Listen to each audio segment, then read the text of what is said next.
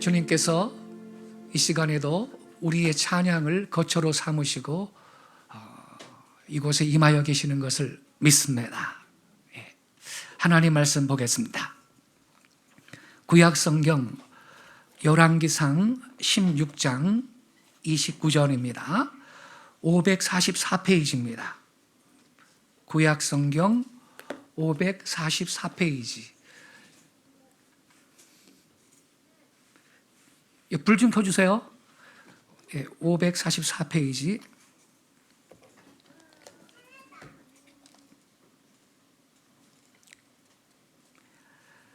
열왕기상 16장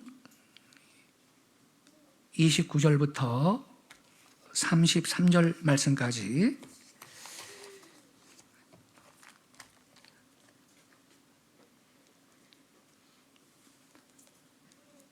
제가 낭독하겠습니다. 유다의 아사왕 제38년에 오므리의 아들 아합이 이스라엘의 왕이 되니라. 오므리의 아들 아합이 사마리아에서 22년 동안 이스라엘을 다스리니라. 오므리의 아들 아합이 그의 이전에 모든 사람보다 여호와 보시기에 악을 더욱 행하여 느밧의 아들 여로보암의 죄를 따라 행하는 것을 오히려 가볍게 여기며 시돈 사람의 왕 엣바알의 딸 이세벨을 아내로 삼고 가서 바알을 섬겨 예배하고 사마리아에 건축한 바알의 신전 안에 바알을 위하여 제단을 쌓았으며 또 아세라 상을 만들었으니 그는 그 이전에 이스라엘의 모든 왕보다 심히 이스라엘 하나님 여호와를 노하시게 하였더라. 아멘. 한 장만 더 보겠습니다. 뒤로 넘어가서 22장 34절을 찾아주시기 바랍니다. 22장 34절입니다. 34절부터 38절까지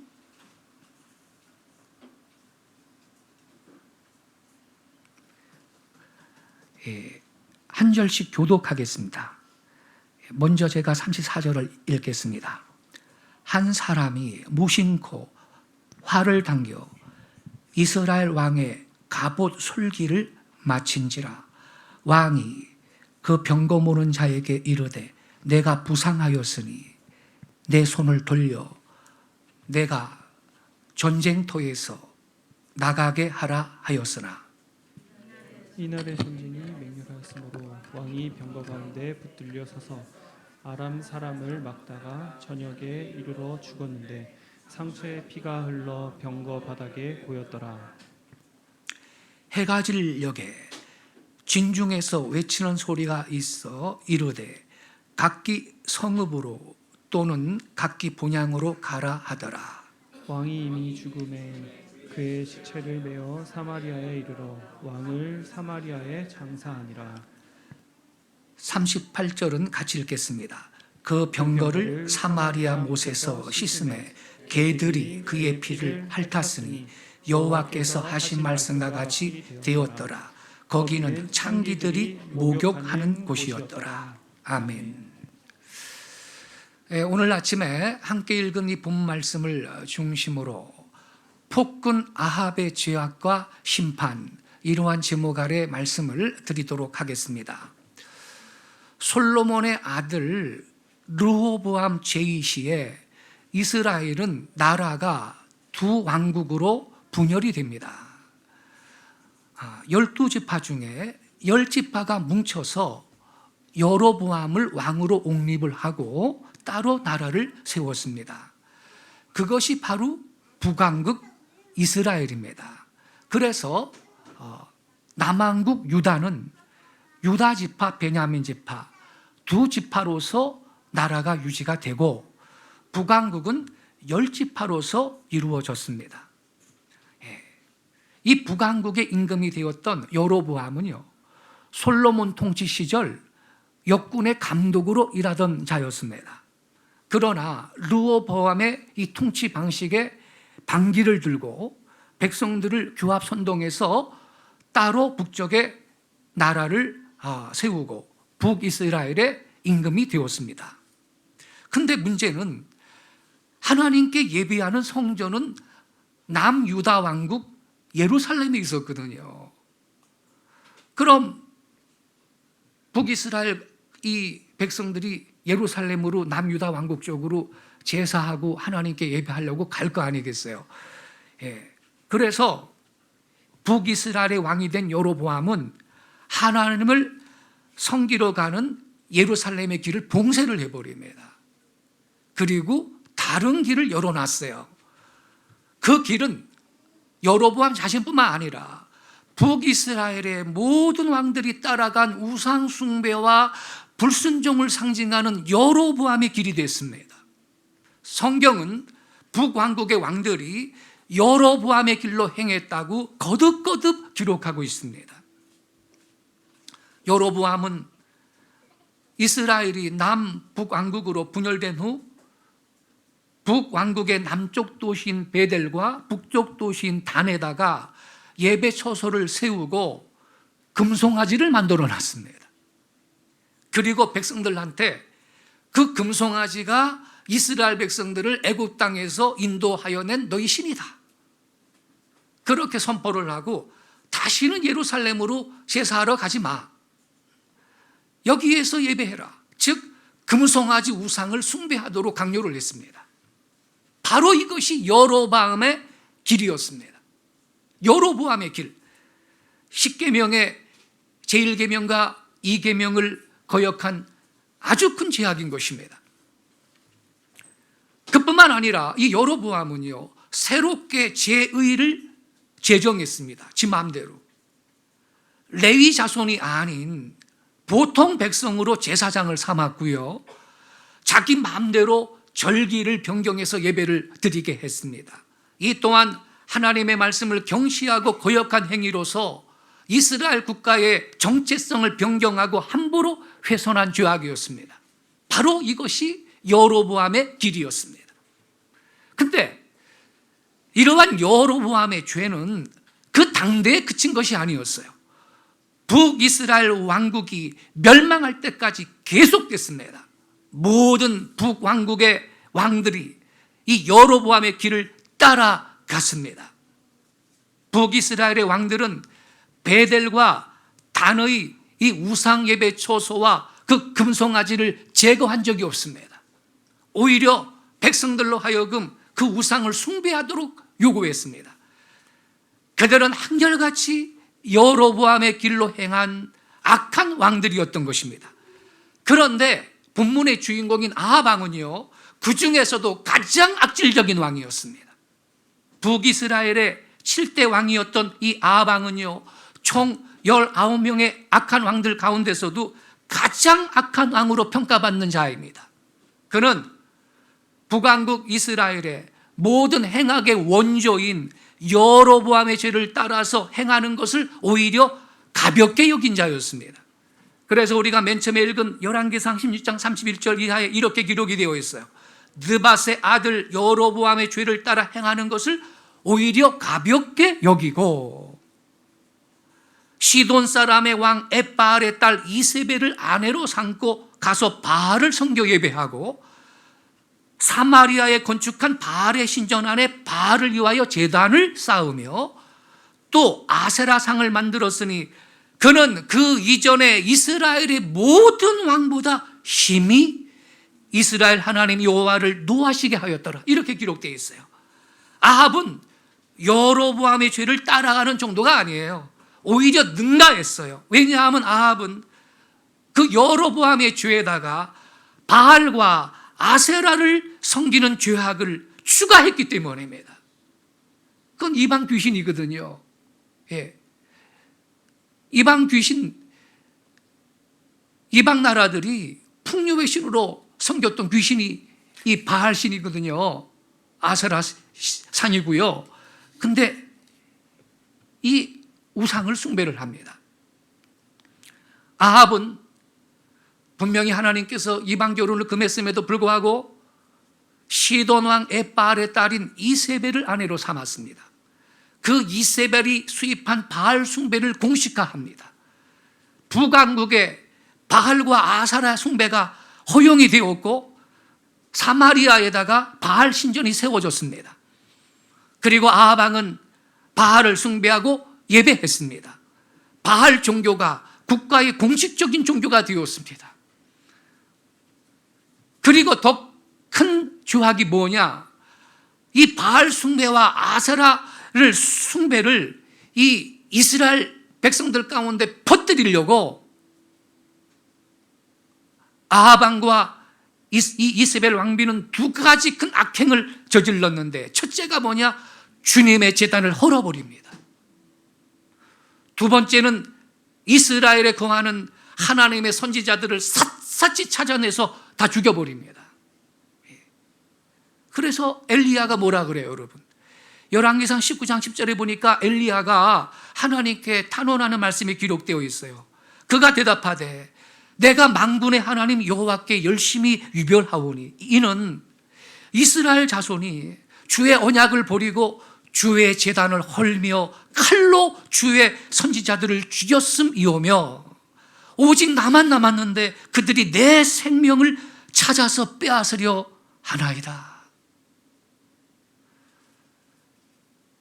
주님 앞에 이 지친 엘리야가 절박하게 탄원하고 있는 말씀인 것입니다. 아합 왕이 자행한 가장 큰 죄악이 뭐냐? 주의 제단을 허문 것이고요, 또 주의 종들을 박해한 것이에요. 주의 제단을 허물어 버리고 주의 선지자들을 죽인 이 이스라엘 자손들 배후에는 폭군 아합이 그 중앙에 있었던 것입니다. 여러분, 세상에 죄가 많죠. 셀 수 없이 죄가 많죠. 근데 여러분 어떻게 생각하세요? 우리 인간이 지을 수 있는 죄 가운데 가장 큰 죄가 뭐라고 생각하십니까? 여러분? 주님의 제단을 허물어 버리고 주의 종들을 죽이는 것입니다. 그보다 더 큰 죄악이 없습니다. 하나님의 심판을 부르는 가장 큰 죄악입니다. 그리고요, 여러분, 주님의 제단을 허무는 거하고 주의 종들을 죽이는 거, 이 두 가지 악행은요 하나인 것입니다. 둘이 아니에요. 왜냐하면 모든 참된 하나님의 종들은 주의 제단을 지키고 예배하는 자들이기 때문에 그렇습니다. 여러분, 아무리 위대한 사역이라고 해도 예배보다 중요하지 않습니다.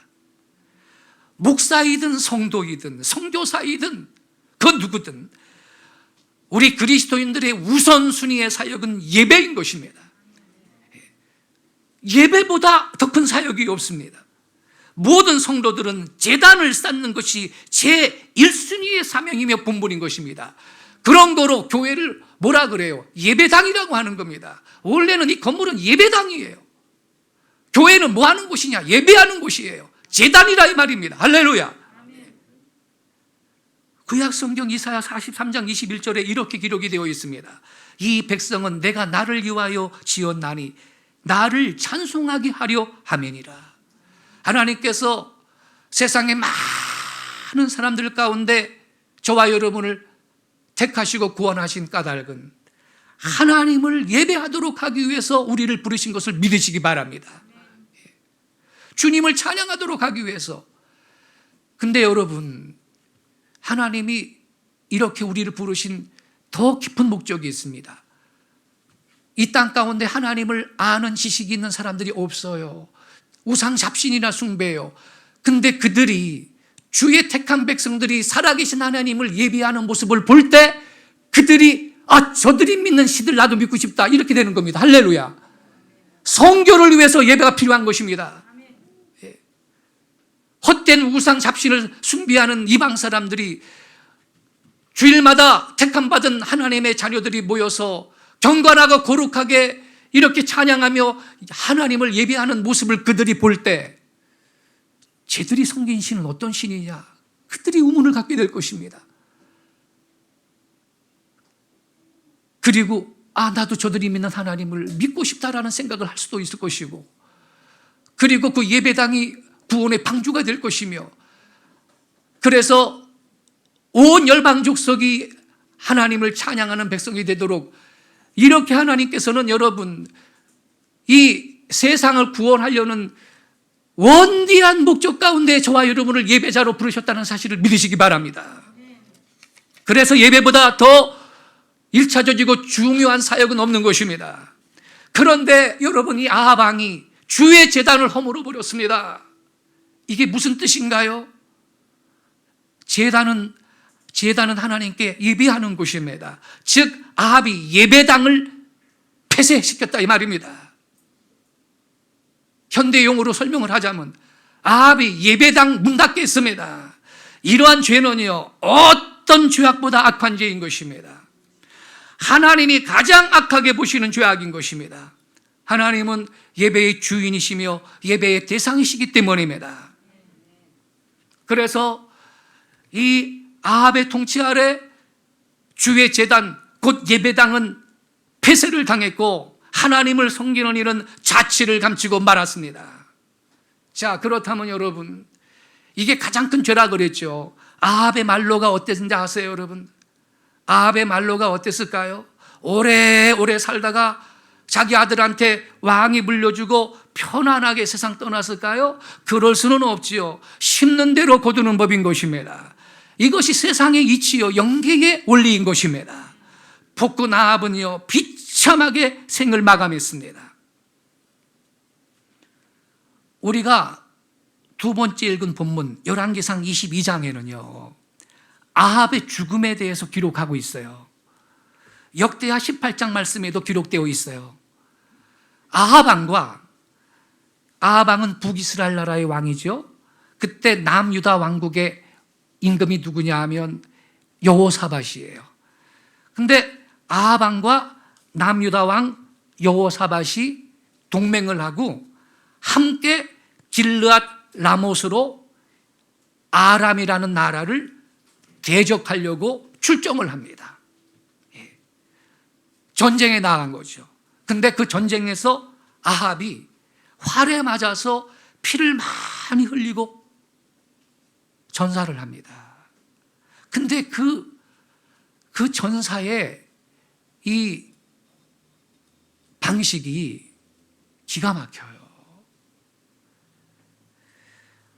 22장 30절에 보면요, 아합이 이 남유다 왕 여호사밧한테 제안을 합니다.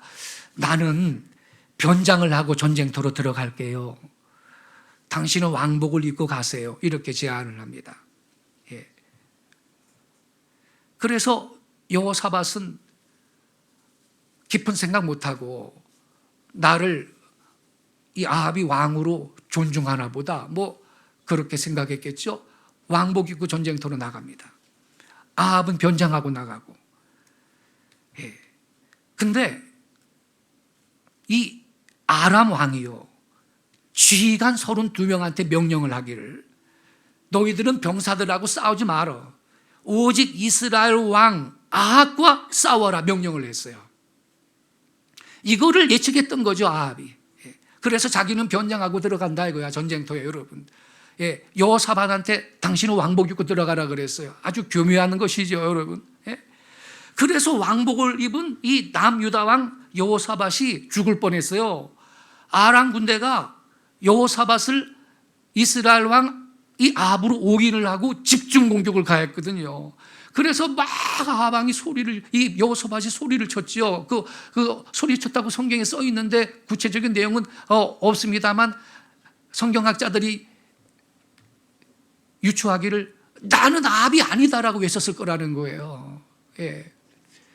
그래서 간신히 여호사밧이 목숨을 건지는데, 그러니까 아합은 변장을 함으로써 생명을 유지했던 것이죠, 그 전쟁터에서. 그런데 변장하면 뭐예요? 아합이 전사를 하는데 어이없이 죽게 됩니다. 34절, 35절에 보면 아합이 죽게 된 과정을 구체적으로 설명을 하고 있어요. 한 사람이 무심코 활을 당겼대요. 무심코. 조준해서 당겼다고요? 그게 아니고 무심코 활을 당겼는데 그것이 아합의 갑옷 솔깃을 맞춰버려 가지고 부상을 입은 거예요. 근데 그게 작은 부상이 아니에요. 자, 여러분 22장 34절 한 번 더 보세요. 열왕기상 22장 34절. 한 사람이 무심코 활을 당겨 이스라엘 왕의 갑옷 솔기를 맞힌지라. 왕이 그 병고 모는 자에게 이르되 내가 부상하였으니 내 손을 돌려 내가 전쟁터에서 나가게 하라 하였으나. 이렇게 써 있죠. 자, 한 사람이 어떻게 활을 당겼다고요? 무심코 활을 당겼대요. 예, 적군이 저거 아합이네. 뭐 어떻게 알겠어요? 그 변장을 했는데. 그죠? 조준을 할 수도 없는 거죠, 사실. 근데 무심코 이 조준해가지고 활을 당겼는데 아합이 맞은 거예요. 변장하고 있는 아합이 맞았어요. 여러분, 여기에 무심코라고 번역된 히브리어를 직역하면요, 그저 단순하게 이런 뜻이에요. 그저 단순하게. 즉 아무런 목표 없이 이런 의미예요. 그런데 아합이 그 화살에 맞은 거예요. 기가 막히죠. 저는 골프를 쳐본 적이 없어요. 예, 골프장 근처도 아직 가본 적이 없는데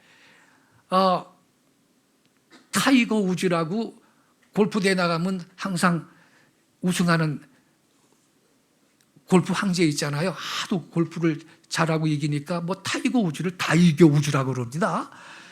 다이겨 우즈도요, 골프채를 한번 팍 쳤는데 그 공이 있잖아, 구멍으로 홀이론으로 똥 들어가는 경우는 없어요. 그죠, 여러분? 그거 기적이에요, 확률이. 예. 그런데 세상에 적군이 무심코 활을 쐈는데 그게 해필이면 그래 아합한테 맞을 게 뭡니까? 그래. 예? 더 기가 막힌 게 뭐냐, 이 활이요 어디 맞췄다고요? 아합의 갑옷 솔깃을 맞췄다는 거예요. 한 사람이 무심코 활을 당겨 이스라엘 왕의 갑옷 솔깃을 맞힌지라. 갑옷 솔깃을 맞췄대요. 이 갑옷 솔깃가 뭔지 아세요, 여러분? 당시에 갑옷을 쇠로 만들잖아요. 쇠로 만들어진 갑옷은요, 이 가슴과 갈비뼈 부분을 이렇게 덮도록 되어 있어요. 예. 넓적한 이 평평하게 된 쇠로 말이죠. 여기 제일 위험한 데니까, 맞으면 안 되니까. 예. 이렇게 이제 이 쇠로 이 가슴과 갈비뼈 부분을 이렇게 덮도록 되어 있거든요, 갑옷이. 근데 뭐 이렇게 구부리고 그래야 되잖아요. 그래가지고 이게 하복부 쪽 있잖아요. 하복부 쪽은요, 금속 조각을 매달았어요. 예, 넓적한 게 아니고 금속 조각을 이렇게 매달아서 갑옷을 만들었는데, 갑옷 솔기는 바로 그 연결 부위를 가리키는 겁니다. 거기에 맞은 거야, 화살이. 해필이면요, 그것도 무심코 던졌는데, 그러니까 이 조인트거든요. 여기 약한 데지요. 거기를 뚫고 들어간 거예요, 화살이. 이야, 세상에 이런 확률이 어디 있겠어요, 여러분. 그래서 아합이 중상을 입었어요. 결국 피를 너무나 많이 흘려서 목숨을 잃었습니다. 여러분,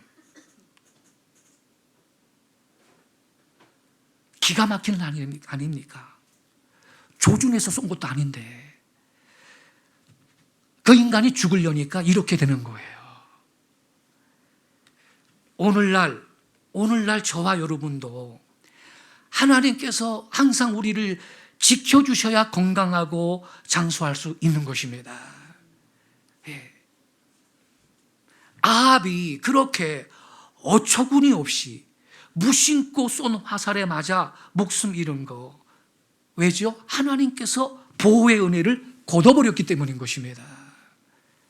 변장을 아무리 잘해도 소용없지요. 아까 우리 찬양했어요. 하루하루 매일 사는 이 순간도 하나님의 은혜임을 믿네. 할렐루야. 저와 여러분은 주님의 은혜로 지금까지 살아왔고 지금도 살고 있으며 앞으로 우리 예배하는 성도들 하나님의 은혜가 함께 하실 줄로 믿습니다. 아합이 간교하게 죽더라도 여호사밧이 죽어야 되지 않겠느냐 생각을 했겠죠. 당신이 왕복을 입고 가세요. 자기는 변장하고 말이죠. 아무리 변장 잘해봐야 어이없게 죽어요. 치명상을 직감했습니다. 아합이. 아, 내가 크게 다쳤구나. 그래서 진영 바깥으로 나가려고 했지요. 그러나 전투가 맹렬해서 도피하지를 못하고 병거 가운데에 서서 아람군을 막다가 결국 과다출혈로 저녁에 죽었습니다. 아합이 피를 많이 흘려가지고 병거 바닥에 피가 고였다고 기록됐어요. 열왕기상 22장 35절에 이렇게 써 있습니다. 이날에 전쟁이 맹렬함으로 왕이 병거 가운데에 붙들려 서서 아람 사람 막다가 저녁에 이르러 죽었는데 상처에 피가 흘러 병거 바닥에 고였더라. 얼마나 많이 피를 쏟았으면. 그래서 전사했는데 이 아합은 사마리아의 장사가 되었습니다. 아합을 장사한 후 병거를 우물에서 씻었는데요, 세상에 이게 뭡니까? 개들이 와서 피를 핥았대요. 개들이. 근데 더군다나 그 병거 씻은 우물은 창기들이 목욕하는 장소래. 여러분, 열왕기상 22장 37절 38절에 이렇게 써 있어요. 왕이 이미 죽음에 그의 시체를 메어 사마리아에 이르러 왕을 사마리아에 장사하니라. 그 병거를 사마리아 못에서 씻음에 개들이 그의 피를 핥았으니 여호와께서 하신 말씀과 같이 되었더라. 거기는 창기들이 목욕하는 곳이었더라. 개하고 창기가 등장해요. 뭔가 좀 기분 나쁘죠, 여러분. 성경에서 개하고 창기는 더럽고 천한 것을 대표하는 명사입니다. 아합이 더럽고 천한 인간이라는 거예요. 아주 더럽게 죽은 거예요. 모세의 율법에 개와 창기도, 여러분, 창기는 같은 범주에 속했습니다. 근데 개들이 아합의 피를 핥으러 왔고 창기들이 씻으러 왔습니다. 무슨 뜻이라고요? 이중의 저주가 아합 왕한테 임했다는 거지요. 이중의 저주가. 왜 이렇게 어이없게 죽고 이렇게 여러분 천하게 죽습니까? 왜? 예배당을 폐쇄했기 때문에, 예배를 금지시켰기 때문에, 하나님께 드리는 제단을 봉쇄했기 때문에, 예배당을 무너뜨렸기 때문입니다. 그러니까 여러분, 예배당을, 제단을 허물고 폐쇄시키는 죄가 얼마나 큰 죄인지 아시겠죠? 제 아무리 잘난 인간도 여러분, 주의 제단을 허물면 아합처럼 비참한 죽음을 맞이할 것입니다. 이러한 사실은 여러분, 성경만이 아니라 세속 역사도 입증하고 있는 객관적인 사실입니다. 여러분, 코바디스라는 영화 보셨죠? 로마의 귀족들이 원형극장에 앉아가지고 깃털 부채를 붙이면서 말이죠. 이야, 신난다. 야, 더 뜯어 죽여라. 더 뜯어 죽여라. 굶주린 사자를 풀어놨는데 말이죠. 성도들은 기둥에 묶여있고 말이죠. 동그랗게 모여있고. 그렇게 로마 황제들이 초대교회 우리 성도들을 박해했어요. 수많은 성도들이 화형당해 죽고요, 여러분. 참수용으로 죽고요. 원형극장에서 짐승에게 찢겨 죽었어요. 이렇게 로마 황제들이 기독교인들을 박해했는데, 그때 이 로마 황제들이 기독교인을 박해했을 때 우선적으로 했던 방식이 뭐냐? 예배를 못 드리게 했어요.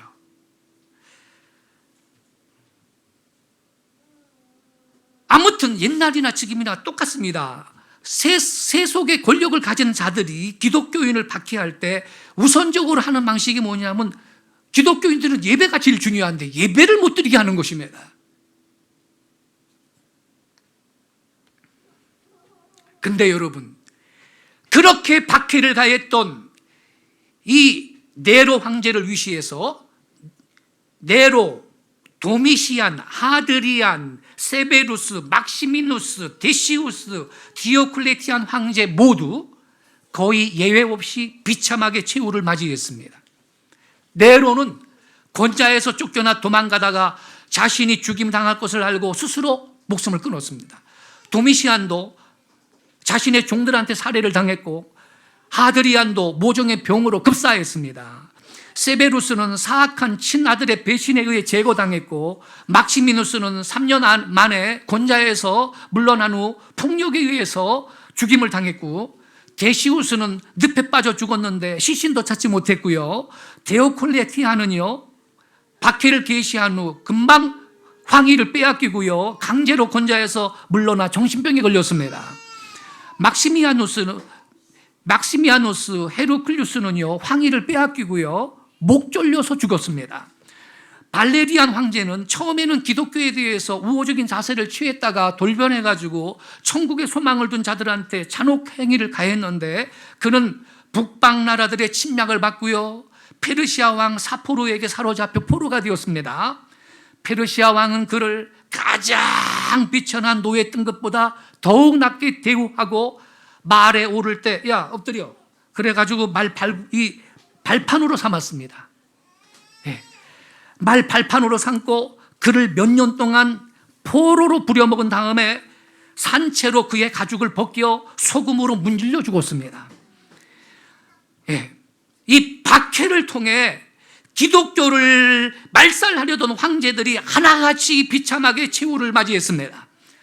박해를 가한 역대 황제들의 그 비참한 최후를 직접 보거나 듣거나 읽으면서 초대교회 성도들, 믿음의 사람들은 용기를 얻었습니다. 예, 그리고 황제들과 박해자들은 하나님을 두려워하기 시작했습니다. 여러분, 역사는 기독교를 박해했던 로마 황제들이 모두 비참하게 생을 마감했다고 증언하고 있습니다. 이에 관해서 총신대학교의 신학대학원의 역사신학 교수인 박용교 교수가 이렇게 말을 했어요. 하나님이 여전히 역사의 살아계심을 만천하에 드러내신 것이다.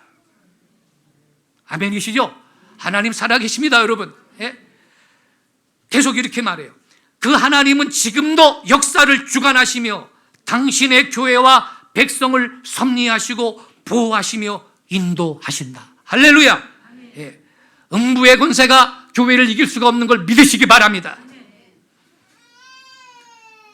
그래서 바울이 이런 말을 했죠. 이는 만물이 주에게서 나오고 주로 말미암고 주에게로 돌아감이라. 영광이 그에게 세세 있을지어다. 할렐루야. 예. 역사의 주인은 하나님이신 것입니다. 교회를 박해하는 자들은요, 그 악한 행위에 상응하는 징벌을 받습니다. 역사도 증언하는 객관적 사실이죠. 예. 그렇기 때문에 세상의 정치 권력이 교회를 박해하고, 예? 예배를 못 드리게 하고 성도들을 탄압하는 것은 스스로가요, 불행을 자초하는 어리석은 행위인 것입니다. 그런데 우리 한국 정부가 기독교를 박해하고 있습니다. 제단을 허물었습니다. 예배를 못 드리게 합니다. 온라인 예배가 그게 예배입니까?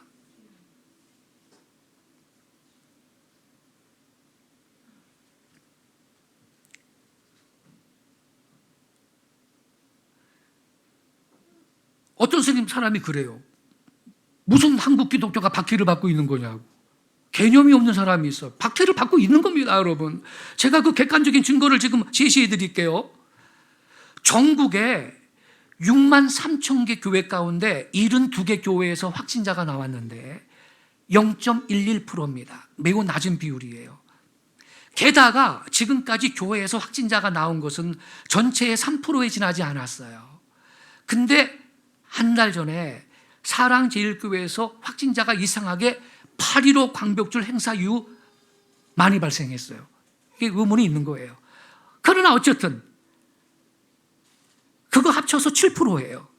그렇다면 나머지 93%는 교회 바깥에서, 교회 이후에서 발생한 거 아닙니까? 그럼에도 불구하고 정부는 한국 교회를 우한 폐렴 확산의 주범으로 덮어 씌웠어요. 선동한 거예요. 그리고 마침내 예배를 금지시켰어요. 여러분, 이게 박해가 아니고 뭐라 말입니까? 양심껏 말해 보십시오. 이게 박해가 아니면 도대체 뭡니까? 교회는 일주일에 고작 한 번, 어쩌다 두 번 모이는데, 예? 다른 어느 것보다 방역에 철저합니다. 마스크 착용하고 거리두기 실천하고, 예? 예배 후에 모두 집으로 돌아갑니다. 그럼에도 불구하고 정부는 교회만 성당 놔두고 절간은 놔두고 교회만 예배를 금지시켰습니다. 여러분, 이게 교회를 박해하는 게 아니고 뭐라 말입니까, 여러분? 안전 안내 문자는요, 확진자 안내 시에 유독 교회만 발생지를 알려줍니다. 성당이나 사찰이나 관공서나 뭐 민주노총 시위대나 게이클럽 60만이 모였던 수영장 등은 그렇게 적극적으로 언급하지 않습니다. 언론은 오로지 교회만 집중적으로 보도합니다. 확신 신자가 나오면 그 발생지가 교회인 것처럼 몰아가요. 이게 박해가 아니고 뭐죠?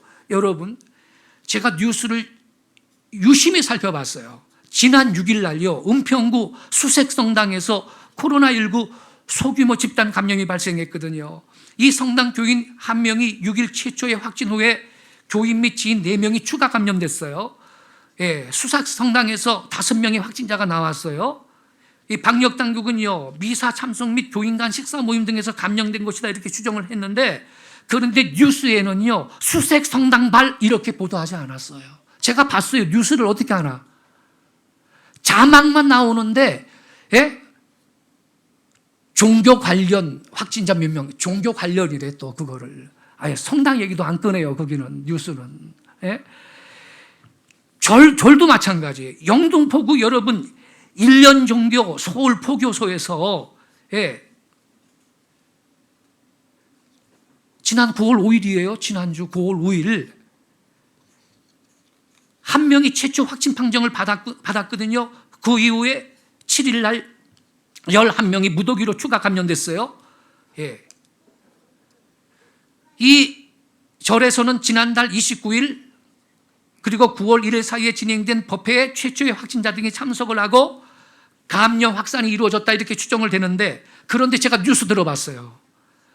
어떤 방송국 뉴스도 사찰발이라고 보도하지 않았어요. 제가 확인했어요. 서울 종로구청 근로자들 중에서 집단 감염이 확인됐어요.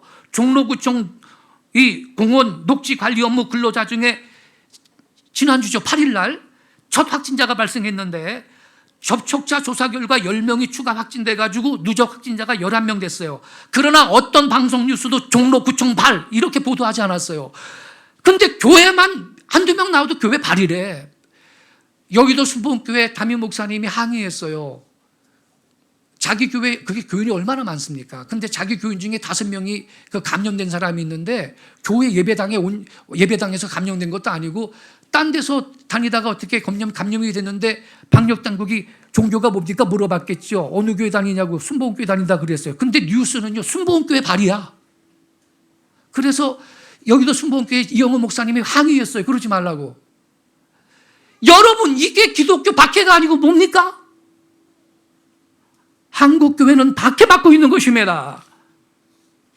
정부가 한국교회를 박해하고 있습니다. 아합의 길로 가는 것입니다. 두려워해야 하는 것입니다. 이거 회개 안 하면요, 아합의 길을 따라가게 될 것입니다.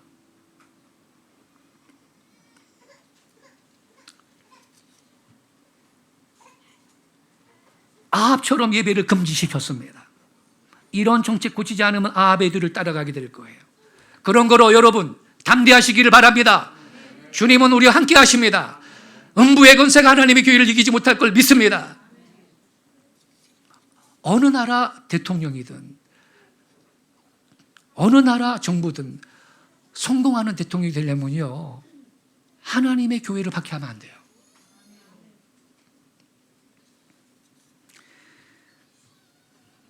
제가 우리 교회 성도들 단체 카톡방에 다 보내드렸는데요, 감리교 서울연회 원성우 감독님이 긴급 서신을 며칠 전에 산하교회들한테 다 발송을 했는데, 이번 주 말고 다음 주에요, 20일 주일부터는 각 교회들이 공중예배를 드리시기 바랍니다. 이거 보냈어요. 예. 그리고 20일 주일부터 다음 주일이죠, 공중예배 드림으로 발생하는 법적인 책임은 감리교회가 공동으로 책임지며 대처할 겁니다. 이렇게 보냈어요. 할렐루야. 아, 훌륭합니다. 예. 우리 성도님들 제가 보내드린 거 읽어보셨죠? 예.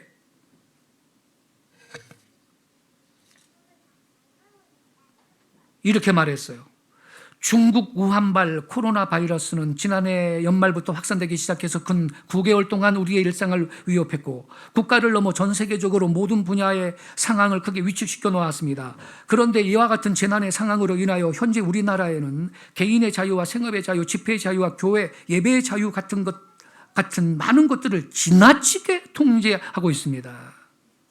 그러므로 우리는 질병의 예방과 퇴치를 위해서 마땅히 협조할 것은 협조하고 도와야 되겠지만 그럼에도 불구하고 지켜나가야 할 것이 있습니다. 그랬어요. 지켜나가야 할 게 있다. 그러면서 조금 생략할게요. 이렇게 말했어요. 오늘 우리나라에서는 코로나 바이러스 사태가 번진 이유에 대해 유난히 교회에 대한 부당하고 편파적인 비난들이 쏟아지고 있습니다. 사실은 교회가 전염병 예방을 위해 가장 잘 협조하고 모든 방역 준칙들을 잘 지켜왔는데도 현 정권에 대해 비판적인 소수의 교회들과 광화문 광장에 모였던 기독교인들에게 매우 의도적인 책임 전가를 하고 있다는 소문이 널리 퍼지고 있습니다.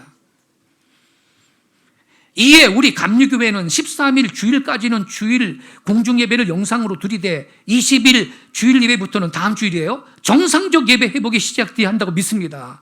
주일 공중예배를 영상으로 한 주 또 한 주 계속해서 드리게 된다면 교회의 본질인 예배와 신앙에 큰 해가 될 것이 분명하고 이 다음 말이 중요해요.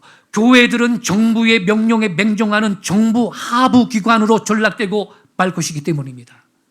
당연한 말이죠. 저는요, 이 글을 읽고 우리 장로교 합동교단 말이에요. 뭐 신학 사상이 보수적인 교단이라고 늘 자처하고 자랑하고 그러는데 말이죠. 뭐가 보수예요? 여기가 보수네. 감리교가. 이걸 장로교가 먼저 이런 말을 해야 되는 거 아닙니까, 여러분?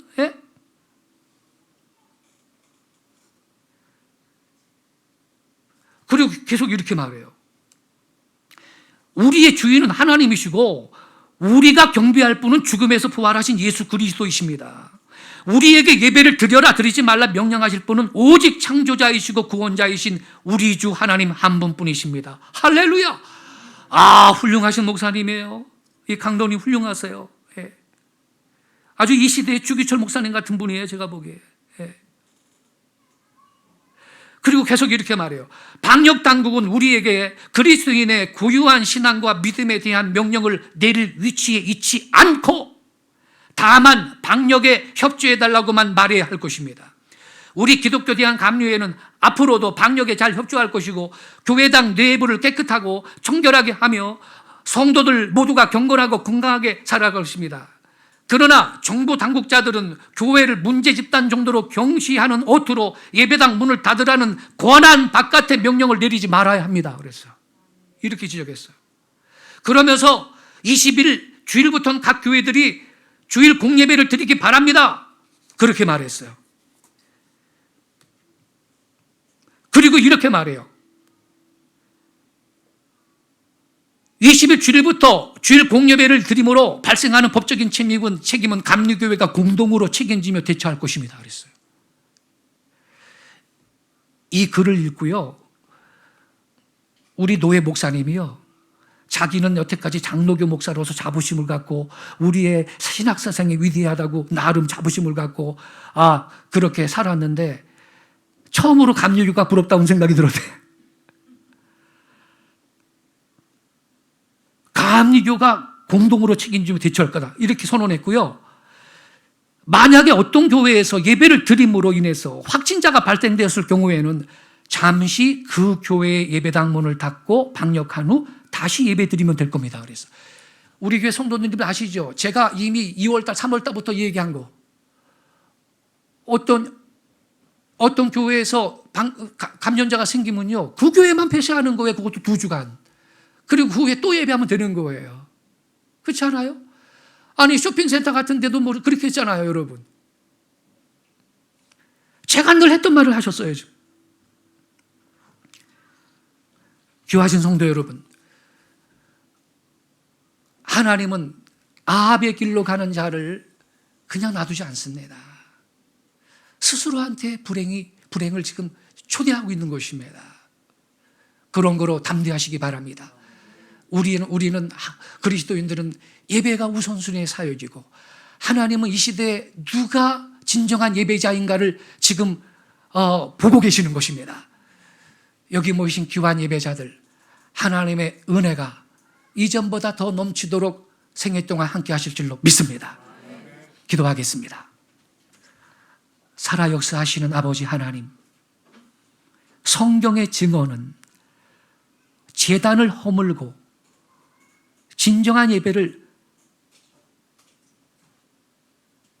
금지시킨 이 아방의 말로가 어땠는지 여실하게 우리에게 교훈하고 있을 뿐만 아니라, 이 세상의 역사도 예배를 못 드리게 하고 성도들을 박해했던 정치 권력이, 그 권력자들이 어떻게 비참하게 최후를 맞이했는지를 가르쳐주고 있습니다.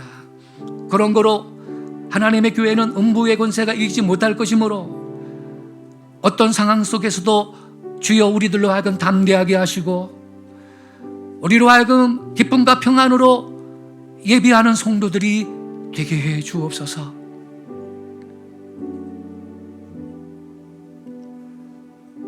공의로 세상을 판단하시는 의로우신 재판장이신 하나님, 한국교회가 억울하게 우한폐렴 확산의 주범으로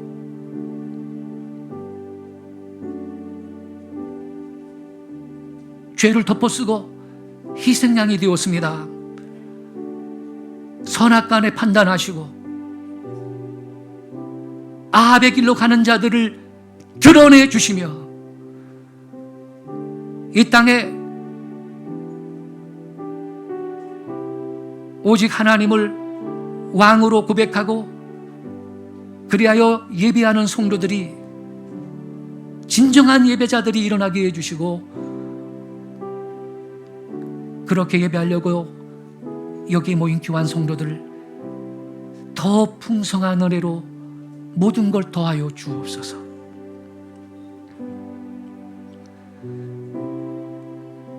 하나님께서는 말씀을 통해 말씀하십니다. 하나님은 오늘 저와 여러분에게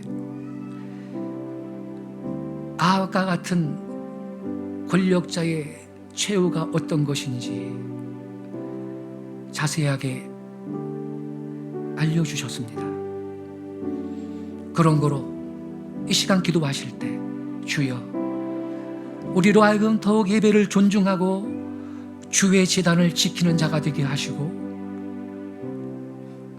이 땅의 진정한 예배자들이, 엘리야와 같은 남은 자들이, 예배자들이 일어나게 해달라고 기도하십시다. 공의로 세상을 판단하신 하나님이 이 땅의 악한 아합과 그 추종자들이 다 드러나게 해달라고 기도하십시다. 그리고 의로운 지도자들이, 언론과 정부,